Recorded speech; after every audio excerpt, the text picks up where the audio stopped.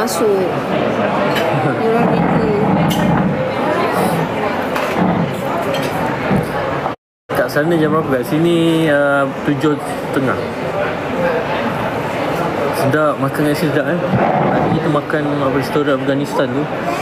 Dia ada chicken grill, terus ada lamb chop. InsyaAllah, alhamdulillah, kenyang betul.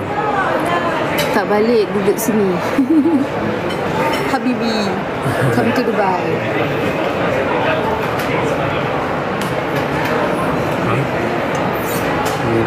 Laju ni kat mana? Malaysia semua tengah ni kan, tengah jam, tengah traffic. Tengok dekat video macam kat mana tah, naik MRT pun orang queue panjang sebab ASEAN Summit tu kan. Kita orang pun tengah risau ni sebab reception hari Ahad ni kan, banyak jalan tutup.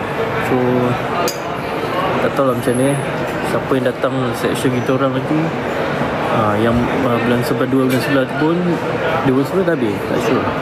Tapi kalau jalan lockdown, jalan tutup, korang ni lah datang awal, prepare lah korang punya journey. Siapa yang datang?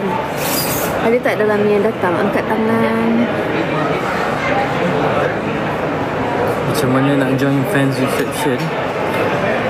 DM Untuk Acha. boleh DM Acha. Sebab Acha dia allocate untuk grup-grup fans kita orang untuk datang lah. Tapi tak boleh lah, tak adalah semua kita buka. Ada setiap grup fans tu ada berapa orang, contoh 10 orang ke 20 orang ke.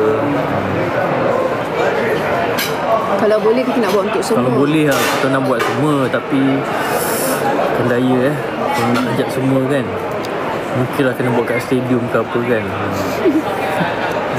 Tapi ni apa yang mampu kita orang buat, itulah yang dapat kami buat. Doakan kan supaya kami murah rezeki lagi, boleh buat majlis ramai-ramai untuk fans kan. Best juga pergi buat kat stadium Kan ya. Buat potluck Kita potluck. Hari ke idea tu Nak tak guys? Potluck kan, korang buat makanan sendiri, kita orang sediakan tempat. Dah tak sempat dah sebab 12 dah book tempat dah. Tempat tu Pak boleh buat apa? Macam tu. Tu ke? Tapi betul pun buat 2 session. Tu pun kita kena buat 2 session. Buat kat masjid kan? Boleh juga. Boleh. Ada tema ke?